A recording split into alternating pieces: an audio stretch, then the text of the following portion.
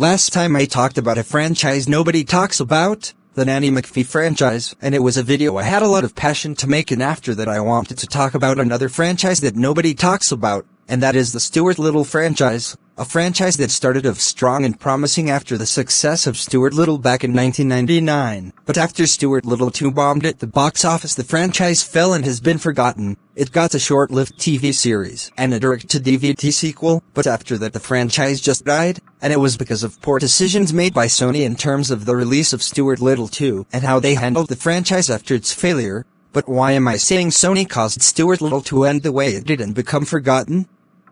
Well, let's talk about Stuart Little, how to kill a franchise before it takes off.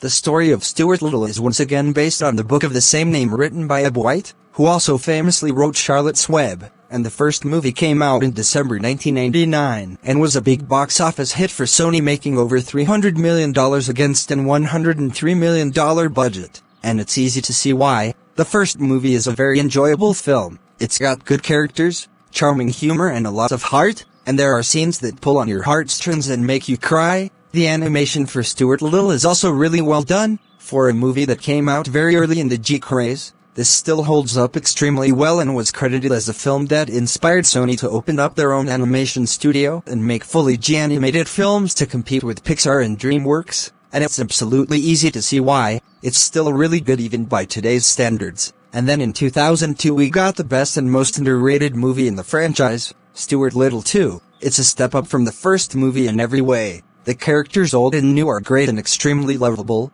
The G is a lot smoother and more refined compared to the first. The action scenes are thrilling and engaging. The heart from the first movie is 10,000 times stronger, and the soundtrack is fire and elevates this movie to perfection. This is the definition of a perfect sequel and one of the most underrated movies of all time.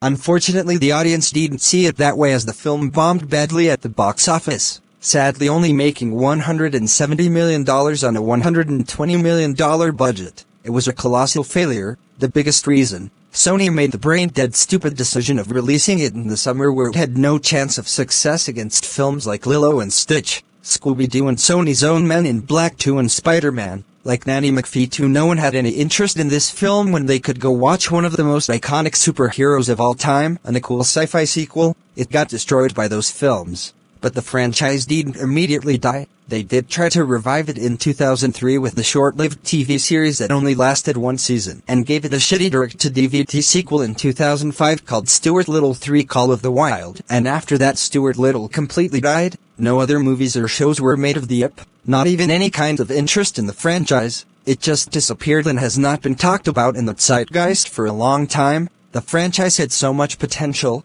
Sony killed this franchise before it even took off. If they had released Stuart Little 2 around December like the first, or even a little later in January to March, it would have made a lot more money. The film is wonderful, and I especially love the relationship between Stuart and Margallo. Their chemistry is so sweet and wholesome, and I would have loved if they got together in a real Stuart Little 3, but because Sony decided to release it at a time when it would obviously fail, they killed all possibility of any future sequels or expansions of any kind. While they put out a TV series to gain attraction to the IP, it didn't do any good, and by the time we got to Stuart Little 3, the franchise had lost all interest from audiences, and now didn't have any reason to exist. But if they made a smarter decision and planned the release of the second film better and made more money, then we could have gotten multiple sequels, and possibly would have lasted until 2007. But unfortunately we'll never see that happen, because the Stuart Little franchise has long been abandoned and forgotten by the studio and the audience, and no one seems to really think much of this franchise other than it's a passable and enjoyable enough series that people could enjoy, and not as a truly one-of-a-kind, emotionally resonant and highly lovable series that it deserves to be remembered as.